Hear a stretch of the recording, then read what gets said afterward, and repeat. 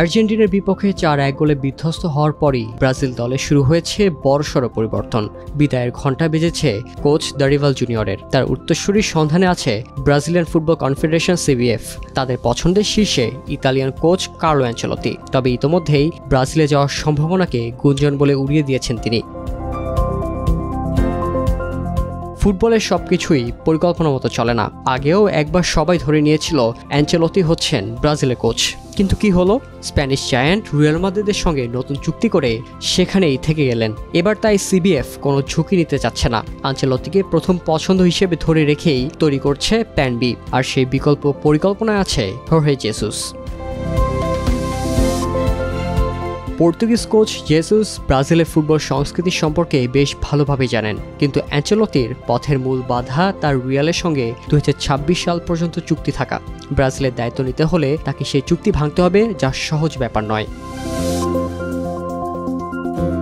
এদিকে জেসুস বর্তমানে Saudi club Al হিলালের coach, তবে তার চুক্তির মেয়াদ এই মৌসুমের শেষ হচ্ছে। ফলে ব্রাজিলের দায়িত্ব নিতে তার কোনো বাধা নেই। এমনকি তিনি চাইলে ক্লাব বিশ্বকাপের আগেই আল হিলালের সঙ্গে সম্পর্ক শেষ করতে পারেন। তবে সমস্যা একটাই, জেসুস ব্রাজিলে এলে নেইমারের সঙ্গে তার সম্পর্ক নতুন করে আলোচনায় আসবে।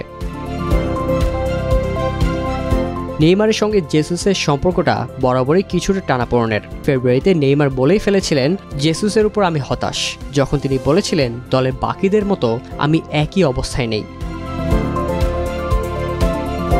এখন নেইমার ও জেসুসের সম্পর্কে সমীকরণ ব্রাজিলের কোচ হওয়ার পথে বাধা হয়ে দাঁড়াবে কিনা তা দেখার বিষয়। তবে ব্রাজিলের ফুটবল কর্তারা চাইবেন বিশ্বকাপের জন্য সবাইকে একসঙ্গে নিয়েই এগোতে। তবে একটা বিষয় পরিষ্কার, CBF এর প্রথম পছন্দ এখনও অ্যানচেলত্তি। সংস্থাটির সভাপতি এনদালদো রদ্রিগেজ স্বয়ং অ্যানচেলত্তির বড় ভক্ত, আর বিশ্বকাপের জন্য দলে কাঙ্ক্ষিত পরিবর্তন আনতে হলে অভিজ্ঞ কারো হাতে দলের দায়িত্ব তুলে দিতেই হবে। তাই অ্যানচেলত্তির সঙ্গে আলোচনা জোরসোরে চলছে।